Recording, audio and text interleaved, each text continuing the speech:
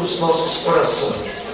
Eu, como tu sabes, de anos venho ouvindo tua palavra, lidando com a tua palavra. Eu fico ansioso porque é um homem muito experiente, um homem que veio de outros lugares que eu não pude chegar para aprender, lidar com a tua palavra, Pai.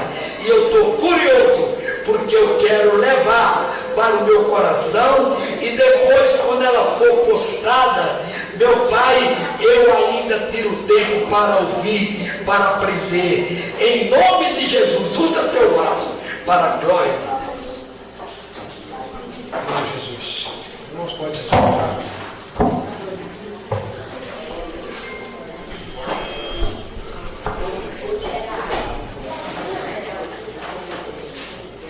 Vamos comer já. Deixa as crianças não estão bagunçando, deixa elas ouvirem.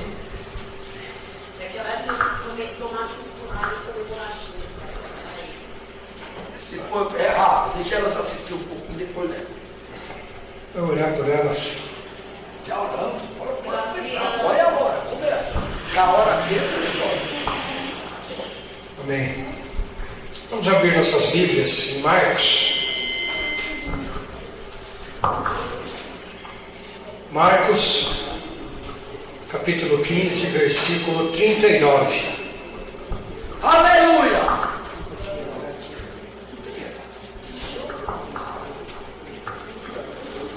Marcos 15, versículo 39. Eu confesso para os irmãos que esse advento da cruz do Calvário, ele me atrai muito. Tanto que eu falei dele a semana passada e preparei essa mensagem hoje para falar novamente, porque esse texto é riquíssimo em detalhes. E é uma coisa que nós precisamos atentar nesses detalhes que a Bíblia nos dá. Marcos 15, versículo 39, diz assim: quando o centurião estava em frente de Jesus, ouviu o seu brado, viu como ele morreu e disse: realmente este homem era o Filho de Deus. Aleluia! Só esse versículo. Queridos, Jesus foi um personagem controverso. Independente da fé que nós confessamos, nós precisamos concordar que Jesus foi um personagem extremamente controverso. Quem são as pessoas controversas? As pessoas são controversas, são as pessoas que despertam opiniões acaloradas a respeito de alguns assuntos. Eita Deus! As opiniões sobre pessoas controversas são sempre extremadas. Sempre houve na vida de Jesus, por ele ser um personagem controverso, dois grupos. Um dos grupos de opinião muito forte. Os contemporâneos de Jesus oscilaram entre achar que ele era um endemoniado e no outro extremo achavam que ele era filho de Deus.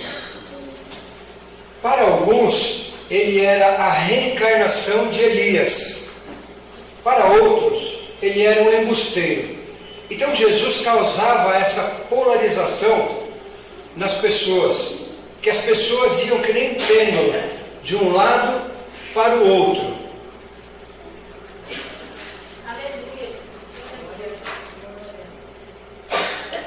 Alguns achavam que ele era o herdeiro do mais famoso trono de Israel, o trono de Davi.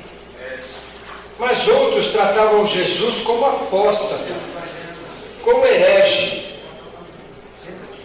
As manifestações a respeito de Jesus, portanto, oscilavam muito. Uns veneravam Jesus, outros tentavam adorá-lo.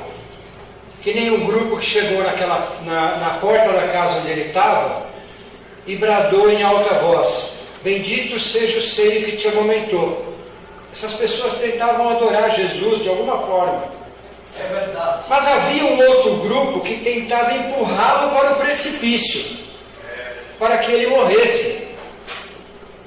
Aleluia, Jesus. Teve um grupo que queria que ele implantasse o reino de Israel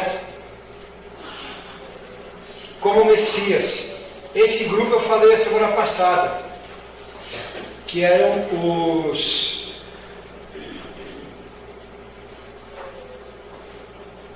os personagens terroristas, que foi falado a semana passada. Aleluia. Havia uma cidade chamada Gadara que expulsou Jesus e disse para ele: não mais volte aqui. Então Jesus não era uniforme o pensamento das pessoas a respeito dele. Uns gostavam, outros não gostavam, uns adoravam, os outros rechaçavam a pessoa dele. Existia um grupo que corria atrás dele, e correu atrás dele o dia todo. E no final do dia, esse grupo queria comer e não tinha comida para ele. Mas havia um outro grupo que, quando ouviu o discurso de Jesus, que era um discurso muito pesado, começou a abandoná-lo. Nos evangelhos, Jesus é um personagem controverso, porque ele suscita as mais diferentes reações no coração das pessoas. Aleluia. Glória a Deus. Aqueles que deveriam admirá-lo o rejeitavam, e aqueles que deveriam ser ignorantes a respeito de Jesus o acolhiam. Então veja que tem muitas opiniões controversas a respeito desse Jesus. As Escrituras, que tinham já um intuito sobre a lógica de um homem dar sua vida pela salvação. Os judeus que estudavam as Escrituras, eles já tinham a opinião, eles já tinham induído sobre a lógica de alguém dar a sua vida por Israel.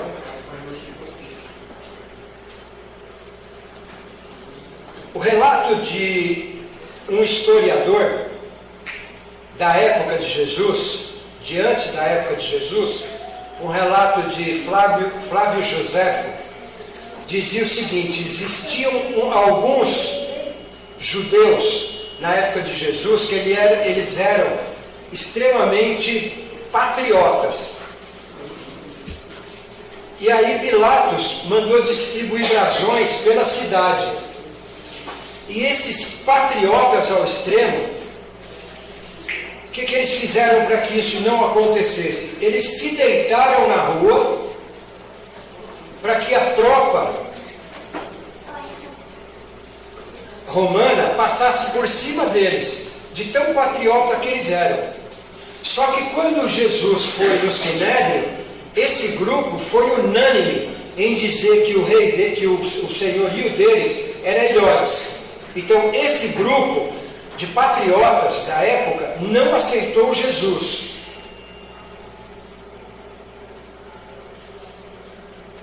Esses grupos não aceitam que ele perdoe pecados. Não aceita que ele cure no sábado. Motivo banal. Não aceitar alguém porque ele trabalha no sábado, porque ele cura no sábado, ou porque ele perdoa pecados, isso para mim é um motivo banal. Mas essas pessoas tinham essas questões. Eles não conseguiam aceitar Jesus por ter vindo de Nazaré. Jesus era filha de Maria, uma jovem Depois Jesus tinha mais alguns irmãos. Eles não conseguiam aceitar essa situação. Eles achavam que o Salvador viria de uma outra estirpe, de um outro endereço, de um outro local. Nunca de onde ele veio, de Nazaré.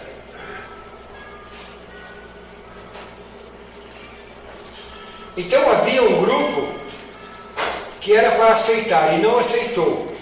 Mas havia outro grupo que era da periferia, que era dos arredores da cidade. Um grupo que sofria preconceito. E essa é a ironia do Evangelho. Esse grupo percebeu em Jesus o Deus entre nós, que é aquilo que nós precisamos buscar nos nossos dias, é Deus entre nós. Numa cidadezinha chamada Jericó, havia um mendigo cego, chamado Bartimeu. Bartimeu, quando ouviu falar que Jesus estava passando, gritou em alta voz: Jesus, filho de Davi, tem misericórdia de mim. Um homem que vivia no sepulcro, e a casa dele era dentro de um sepulcro, dentro do cemitério. Uma pessoa totalmente influenciada por demônios, miserável. A casa dele era dentro do sepulcro, atormentado por demônios. Pois este homem atormentado de demônios, de toda espécie, se jogou aos pés de Jesus e disse: sabemos que tu és o Santo de Deus. Veja como Jesus era controverso nessas situações.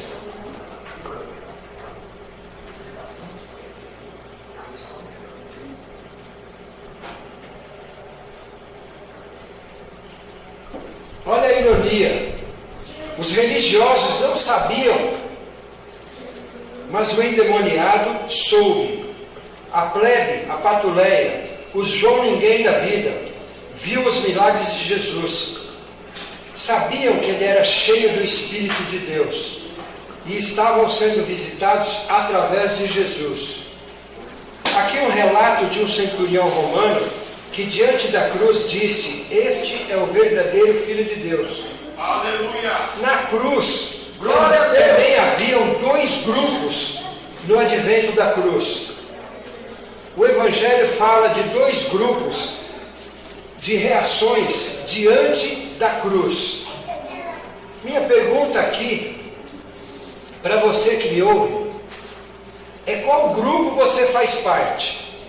Com qual desses grupos você e eu nos identificamos esta noite? Aleluia!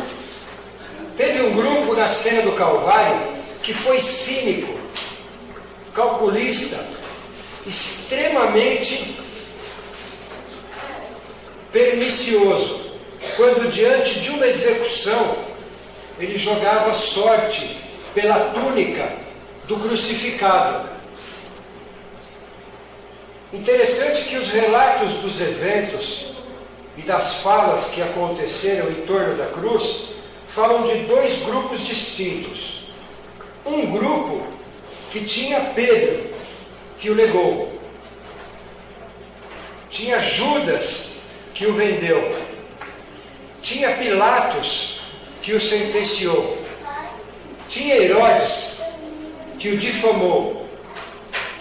Tremendo Deus! Tinha Caifás, que zombou e escarneceu dele. E tinha um grupo em que os soldados faziam parte, pois eles tripudiaram e esbofetearam Jesus. Pegaram Jesus, colocaram uma coroa de espinho na cabeça dele. Mas verdadeiramente essa coroa não era para machucar Jesus. Essa coroa era para mostrar para os judeus que o rei deles tinha uma coroa de espinhos. Porque a coroa de César era de ouro. Aí eles pegam Jesus, colocam a coroa nele, dá um cedro para ele de cana e vira ele para os judeus e fala assim: eis aqui o seu rei. Aleluia, meu Deus. Quer dizer, essas pessoas, elas estavam zombando de Deus, estavam zombando de Jesus. Aleluia, Jesus. Glória a Deus. Qual grupo que você e eu fazemos parte, queridos?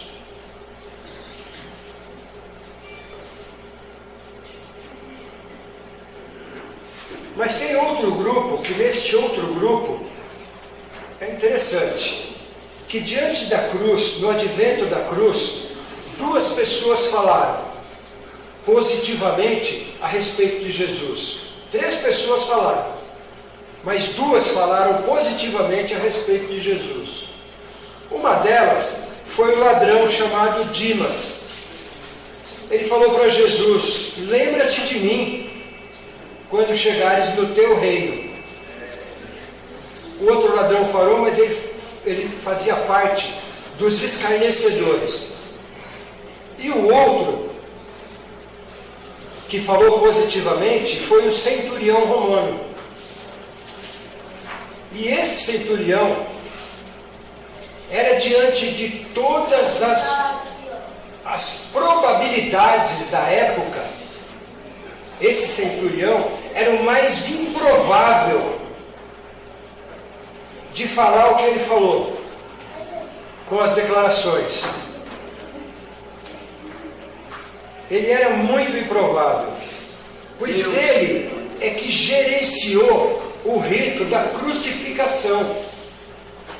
Ele estava coordenando no Gólgota, ele estava coordenando naquele lugar a maneira como as coisas aconteciam, a sequência dos fatos. Ele estava ali para gerenciar aquela crucificação.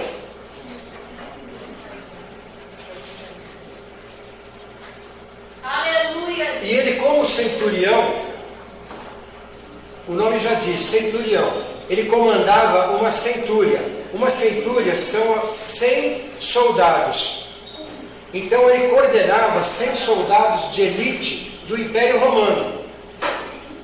E os soldados do Império Romano, uma centúria, era uma máquina de guerra. Eles eram matadores mesmo. Eles eram preparados para a guerra. E aí, como que esse homem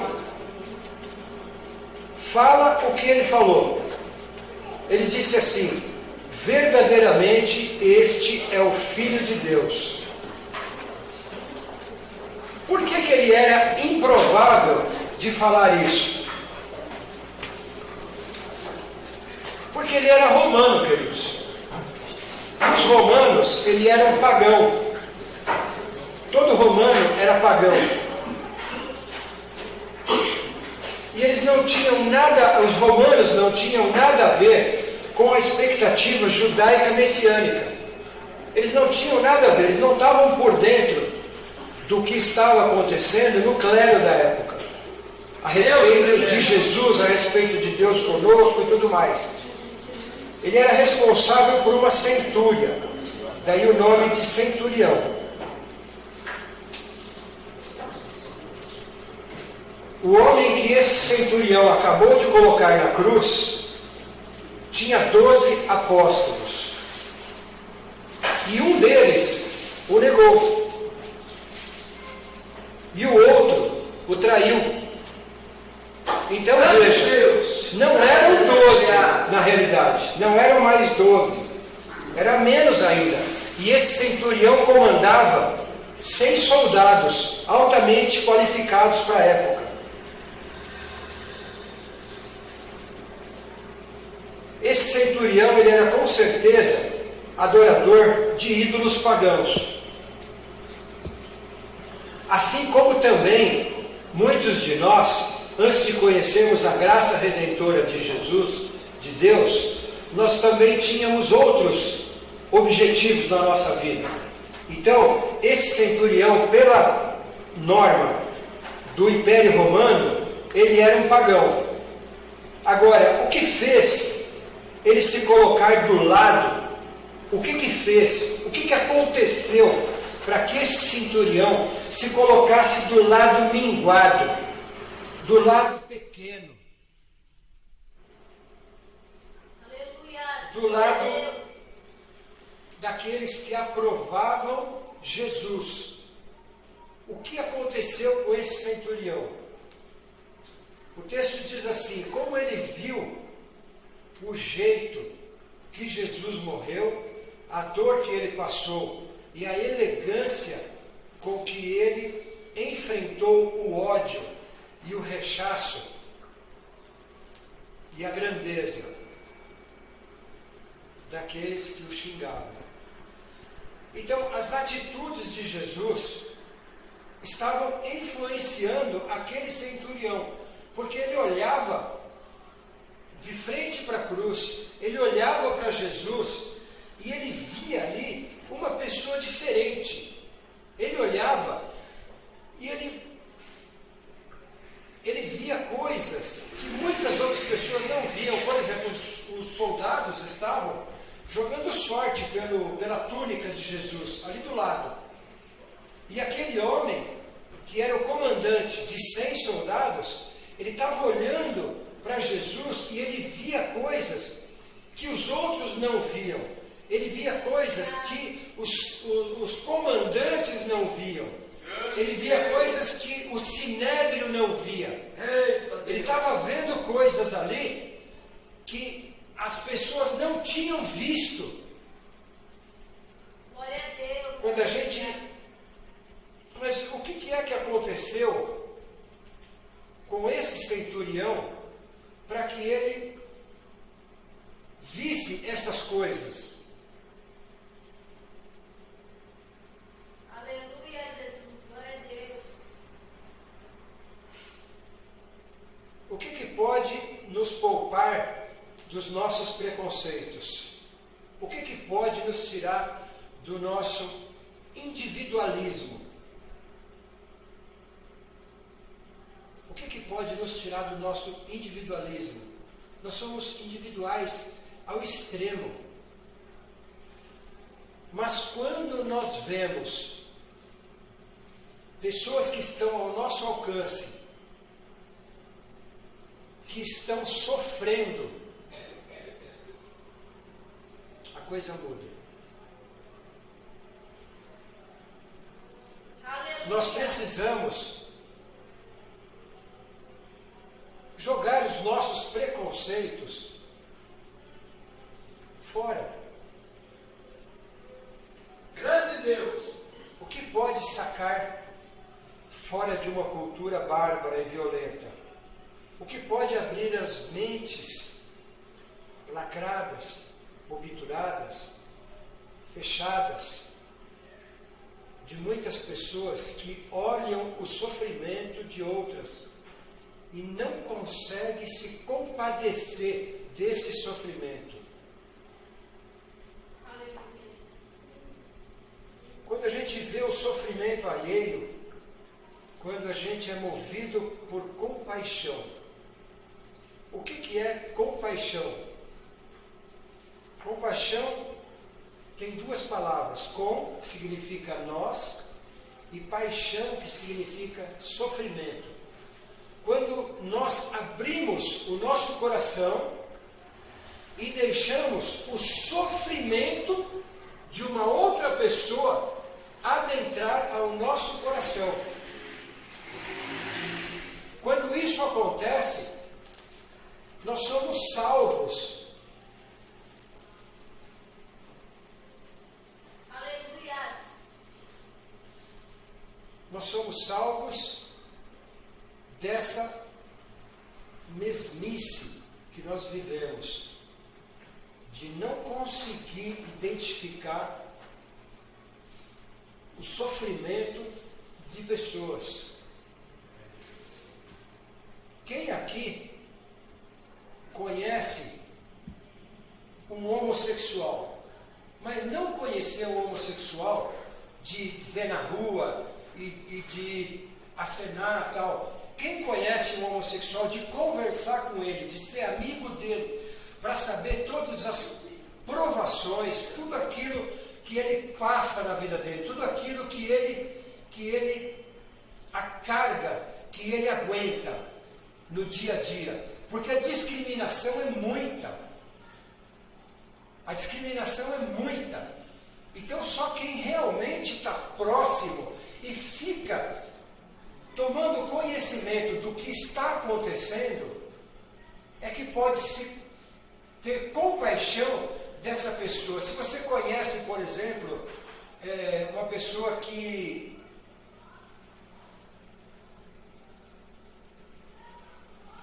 fugiu do seu país, um exilado político, por exemplo, que chega num país totalmente novo e que não tem ninguém que ele conheça.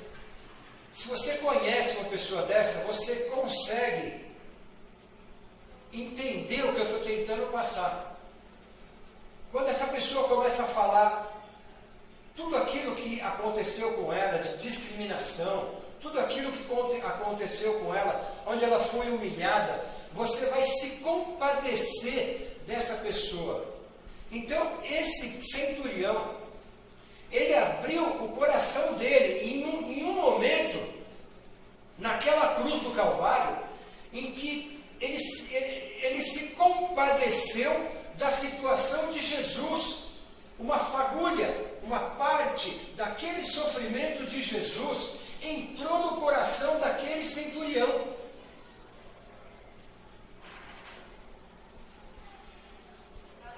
E esse é o objetivo do Deus conosco. O Deus conosco é nos causar constrangimento diante do sofrimento alheio. Nós precisamos identificar todos os dias, nas pessoas que estão à nossa volta, o Deus conosco. Nós precisamos disso, nós precisamos almejar essa sensibilidade, porque Deus fala conosco através do nosso próximo. Ele fala conosco através do outro. Só que em algum momento nós vamos ser o próximo de alguém e nós vamos também ser o outro de alguém. Porque o ciclo da vida, ele é cíclico. Ele é cíclico. Nós não somos embalsamados para estar sempre no topo.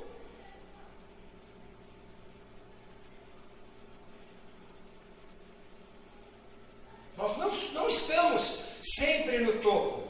Alguns dias nós vamos estar embaixo. E nós vamos precisar do outro e do nosso próximo para poder se compadecer dos nossos problemas. Aleluia! Um profeta da antiguidade judaica dizia: um dos grandes objetivos de Deus conosco é transformar o nosso coração de pedra em um coração de carne. Eu creio, meu Deus. A dor do outro. E ele conseguiu isso. Aquele centurião conseguiu sentir a dor do Deus conosco. Sabe qual é o problema da minha e da sua geração? É que nós não somos sensíveis o suficiente para identificar esse Deus conosco nas pessoas que estão à nossa volta.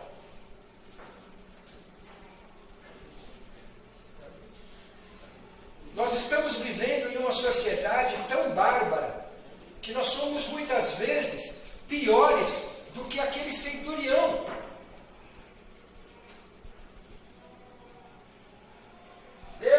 Nós estamos vivendo em uma sociedade tão bárbara que nós somos piores do que o centurião. Quando a gente vê o sofrimento do outro, nós não imaginamos que seremos o outro dele em breve.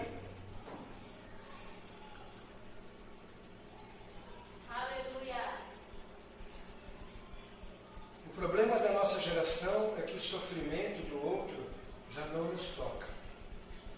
Essa é a verdade, nua e crua nas nossas vidas.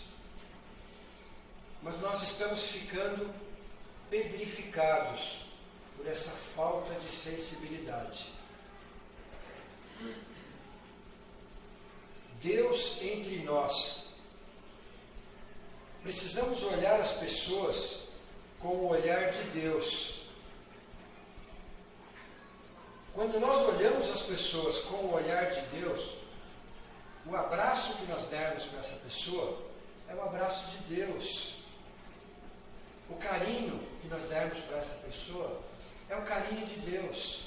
E muitas vezes as pessoas estão do nosso lado, precisam de uma palavra de incentivo, de uma palavra de consolo, e nós não temos nada para oferecer. Aleluia, glória a Deus. O que esse centurião viu em Jesus? Esse centurião, ele viu a humanidade de Jesus.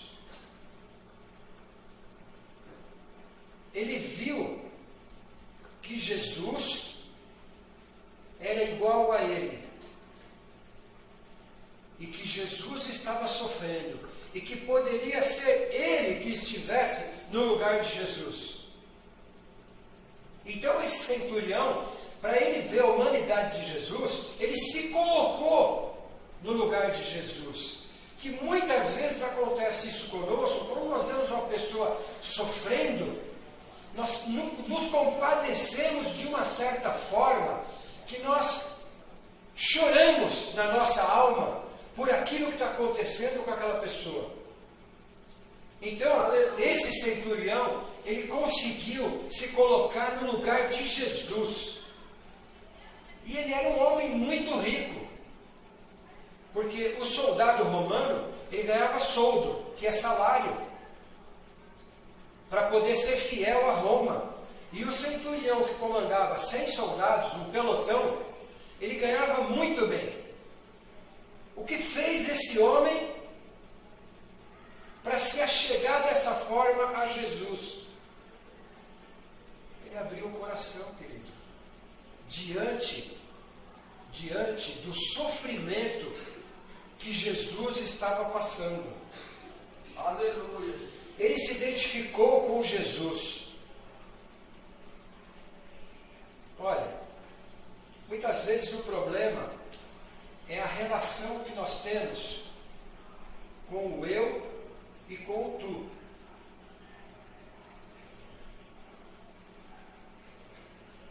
Então, deixa eu explicar para vocês. Se eu estou me relacionando, se eu estou conversando com um mecânico de carro, é eu e isso. Mas se eu estou conversando com o José, é eu e tu. Santo Deus. Se eu estou conversando com o pastor da igreja, é eu e isso. Mas se eu estou conversando com o pastor José, é eu e tu. Percebe? Jesus nos trata como eu e tu. É pessoal. O tratamento de Jesus conosco é um tratamento pessoal. Ele não nos chama pelo título. Ele nos chama pelo tu. E nós precisamos olhar para as pessoas e ver o tu. Santo é o Senhor. Nós precisamos almejar isso nas nossas vidas. As pessoas não podem ser tratadas de maneira que sejam por títulos. Porque Deus, quando Ele olha para nós, Ele não vê se nós temos dinheiro, se nós temos posição eclesiástica. Ele não olha se nós temos posição no mundo aí fora, se nós somos chefe, encarregado ou alguma coisa assim. Ele não olha, não é. Quando Deus olha para nós, é eu e tu. Ele nos trata como tu. frente. Nós temos título. Eu sou teólogo, o pastor é pastor, outra pessoa pode ser PhD, pode ser professor, pode ser, sabe? Jesus nos trata como tu. Esse tu é a pessoa que está por trás desse título. É o ser humano que existe naquele lugar aonde nós estamos olhando. Então nós precisamos dessa fineza no trato com as pessoas. Quando nós olhamos para as pessoas, nós precisamos fazer parte do sofrimento dela, para que nós possamos ter uma palavra de fé, uma palavra de aconchego, uma palavra de incentivo, porque muitas vezes o barco que está passando está nos colocando para baixo.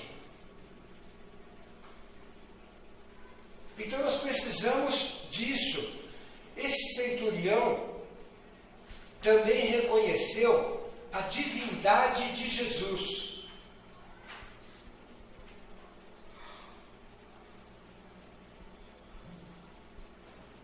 Louvado seja o nome do Senhor. E aí que está um nó na nossa mente. Será que nós temos a capacidade de ver Deus no rosto deformado de alguns? Sabe por quê? Porque esse centurião, quando ele olhou para Jesus, perceba, Jesus estava cheio de hematomas. Se você conversar com qualquer médico, ele vai dizer que hematomas no rosto incha muito rápido. Então esse centurião, ele estava diante de uma pessoa que era puro hematoma. Ele tinha sido cuspido pelos soldados, tinha sido chutado, tinha sido escarnecido, não tinha nada em Jesus que ele pudesse identificar. E nós conseguimos hoje olhar para o rosto das pessoas deformado e ver Jesus nessas pessoas. Porque atrás da face das pessoas humilhadas, das pessoas desprezadas, das pessoas espezinhadas, das pessoas traídas, existe a glória de Deus, o Deus conosco. E nós precisamos identificar isso para o nosso bem, não é para o bem do outro, é para o nosso bem isso. Nós temos que buscar essa sensibilidade.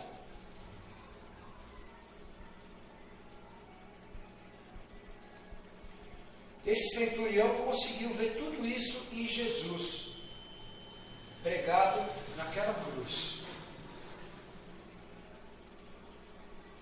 Que nós possamos ter essa sensibilidade diante desse Deus maravilhoso, para identificar esses detalhes na vida do outro. Nós precisamos disso. Nós precisamos disso urgentemente na nossa vida. E quando que nós vamos treinar esse tipo de coisa? A igreja é um ótimo lugar para se treinar essa visão de Deus no outro. Aleluia, glória a Deus. Porque nós estamos aqui exercitando aquilo que nós vamos replicar lá fora. Nós aprendemos aqui dentro aquilo que devemos fazer e nós aplicamos entre os nossos pares estas coisas, para que nós possamos, depois de treinados, começar a resplandecer a glória de Deus lá fora. para que as pessoas consigam olhar e ver o Deus conosco na nossa vida.